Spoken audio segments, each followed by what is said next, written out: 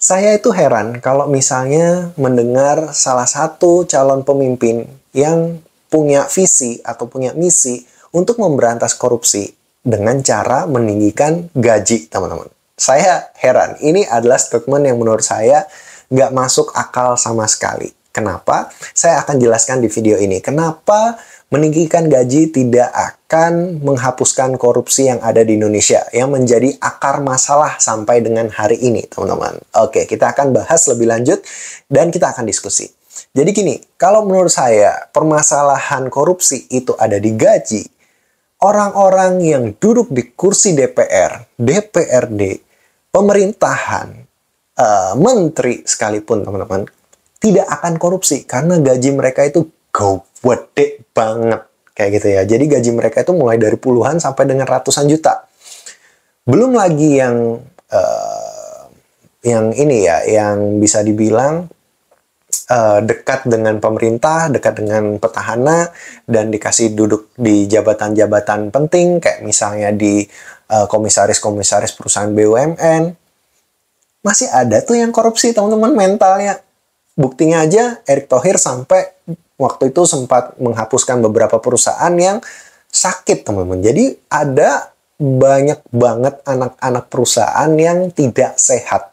Jadi banyak perusahaan ini bikin perusahaan-perusahaan kecil lagi, perusahaan yang operasionalnya tidak jelas, tetapi gajinya jalan terus, teman-teman. Jadi perusahaan punya anak-anak perusahaan, punya komisaris-komisaris yang selalu digaji, tetapi operasionalnya tidak jelas.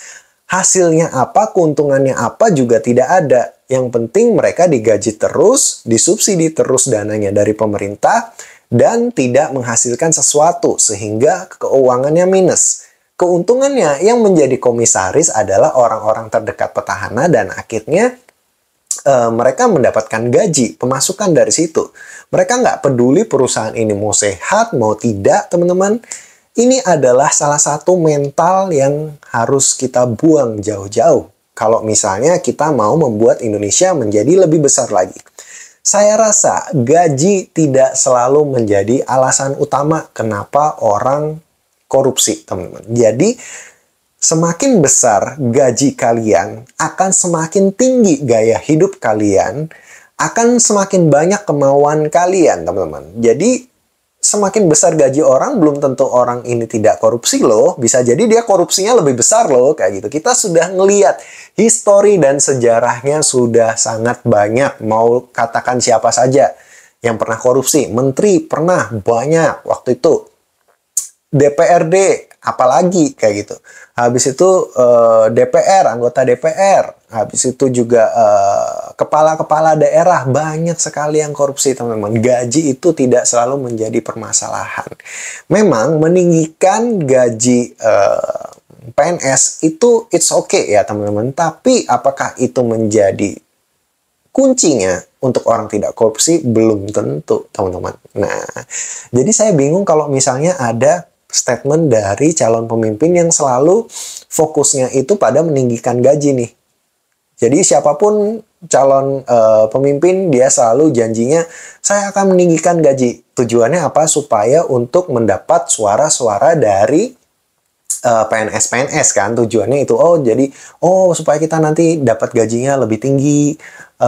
Ada gaji ke 13, ke 14, ke 15, 16, 17, tunjangannya semakin tinggi kayak gitu. Tapi nggak selalu itu jadi alasan kayak gitu, teman-teman. Belum tentu kinerja juga semakin baik.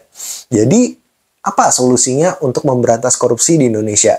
Sudah sangat jelas dalam beberapa waktu terakhir ini, teman-teman. Kita bisa ngelihat bahwa undang-undang perampasan aset itu adalah salah satu solusi yang harus kita pikirkan matang-matang. Harus ada partai yang berani untuk mengambil keputusan ini untuk berubah.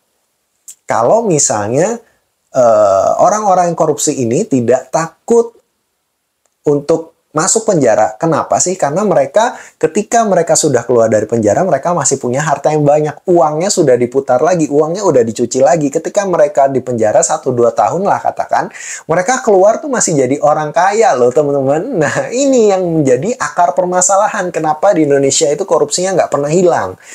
Bayangkan kalau misalnya orang yang korupsi uang korupsinya yang diambil dengan cara, tentu saja korupsi itu kan pasti faktor resikonya gede.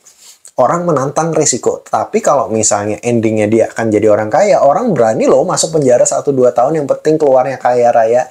Tetapi kalau misalnya dia masuk penjara dan dimiskinkan, segala asetnya ditarik, teman-teman, orang akan berpikir, wah, percuma nih kalau saya korupsi, saya masuk penjara, keluarnya nggak jadi apa-apa nih, resultnya nggak ada. Orang akan berpikir lebih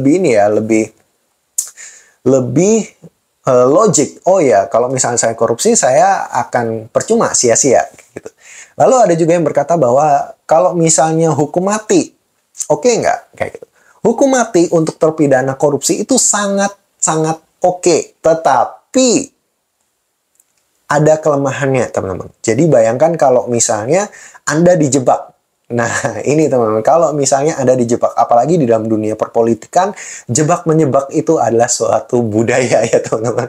Jadi, ngeri banget kalau misalnya kalian tiba-tiba dijebak dan kalian tidak melakukan sesuatu hal yang tidak kalian benar-benar lakukan dan nyawa kalian harus hilang.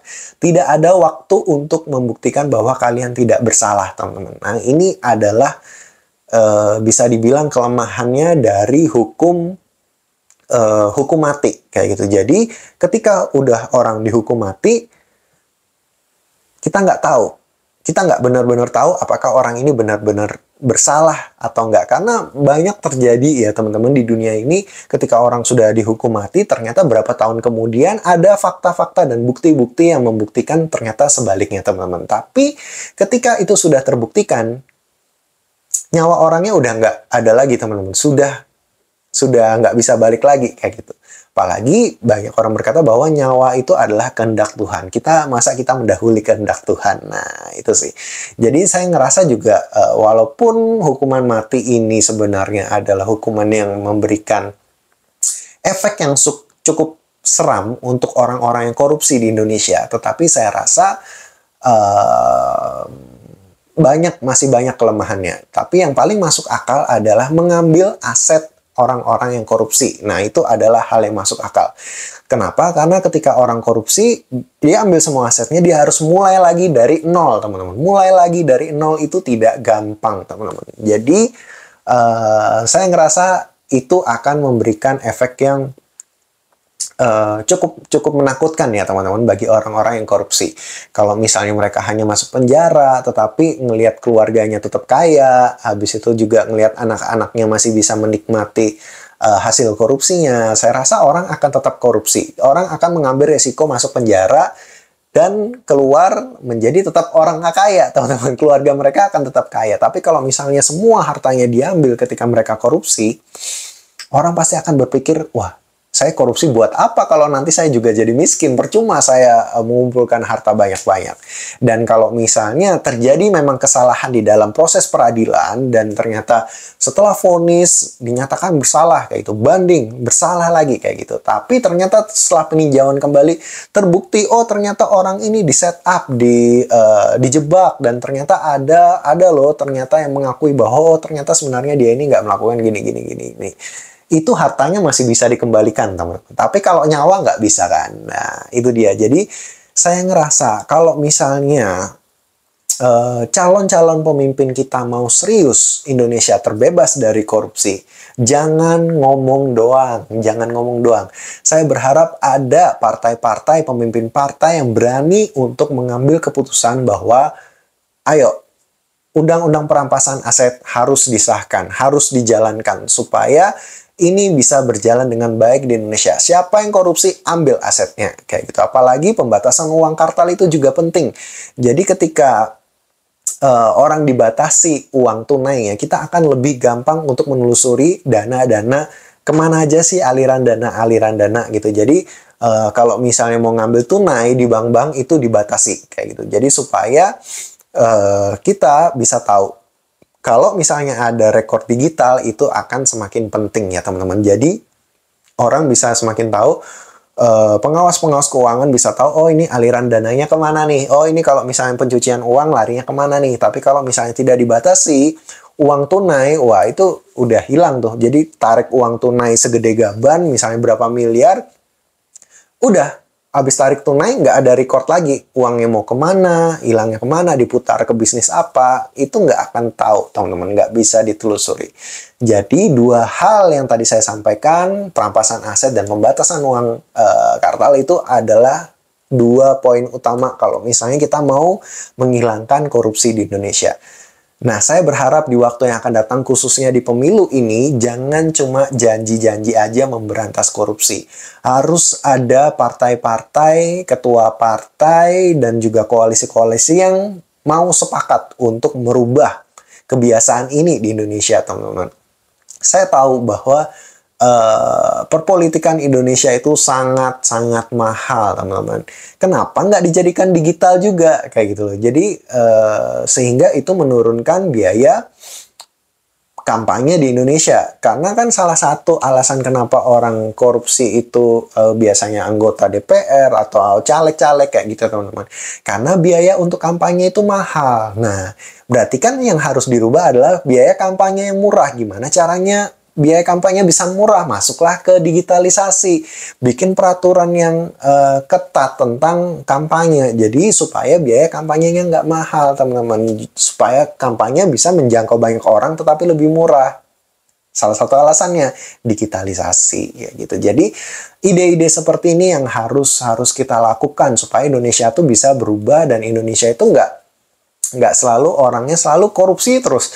Setiap tahun ada aja pemimpin-pemimpin kita, baik itu siapapun itu, yang terlibat korupsi, teman-teman. Indonesia harus berubah, teman-teman. Kalau misalnya benar-benar mau menuju Indonesia generasi emas di 2045 nanti. Kita harus bisa menjadi generasi yang emas, apalagi kita salah satu negara dengan populasi terbesar di dunia, teman-teman. Saya sangat berharap bahwa Indonesia bisa menjadi lebih baik lagi. Saya berharap Indonesia bisa mendapatkan pemimpin-pemimpin yang berani mengambil keputusan, tidak hanya janji-janji manis memberantas korupsi, tetapi nanti kalau sudah terpilih nggak berani mengesahkan undang-undang yang pro rakyat, undang-undang yang dirasa efektif untuk memberantas korupsi, teman-teman. Saya tidak ingin Indonesia selalu seperti itu. Kalau misalnya kalian melihat bahwa ada partai yang memang mungkin ini partai baru atau partai lama yang merasa mereka benar-benar punya potensi untuk mendukung undang-undang perampasan aset dan juga pembatasan uang, kita harus dukung sepenuh hati nanti di pemilu, teman-teman. Jadi saya berharap siapapun nanti partainya yang akan berkuasa di pemerintahan Indonesia, saya berharap mereka mendengarkan aspirasi kita bahwa kita udah capek birokrasi yang bertele-tele dan birokrasi yang selalu korupsi. Saya berharap birokrasi di Indonesia bisa berjalan lebih baik di waktu yang akan datang. Semuanya bisa berjalan dengan baik, ekonomi Indonesia bisa maju, masyarakatnya bisa sejahtera, dan semua peraturannya itu jelas. Dan orang akan semakin takut untuk korupsi karena ada undang-undang jelas yang mengatur dan dilaksanakan dengan cara yang baik dan transparan, teman-teman. Jangan sampai nanti undang-undangnya ada tetapi tebang pilih. Nah, itu juga jadi masalah itu nanti ke depannya. Jadi gitu ya, kurang lebih ya, teman-teman. Jadi saya berharap Indonesia bisa semakin terbebas dari korupsi. Walaupun tidak mungkin 100% Indonesia itu murni tidak korupsi, teman-teman. Itu sangat-sangat sulit, tetapi paling tidak angka korupsi di Indonesia saya berharap di waktu-waktu yang akan datang akan semakin kecil. Oke deh.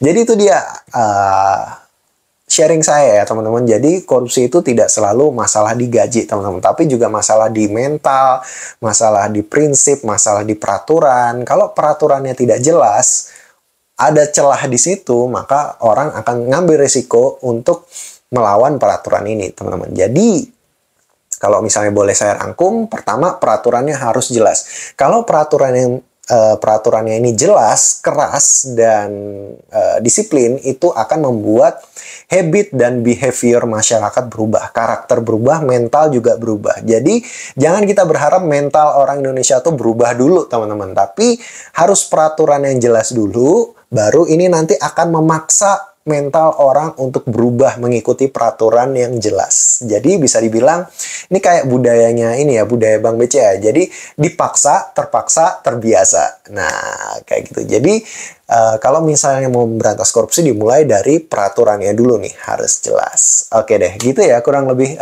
sharing kita kali ini teman-teman. Semoga ini bisa menjadi insight bagi kalian semua dan semoga ini bisa bermanfaat bagi kalian semua. Saya Joshua Fian, sampai jumpa di video berikutnya. Stay healthy and God bless.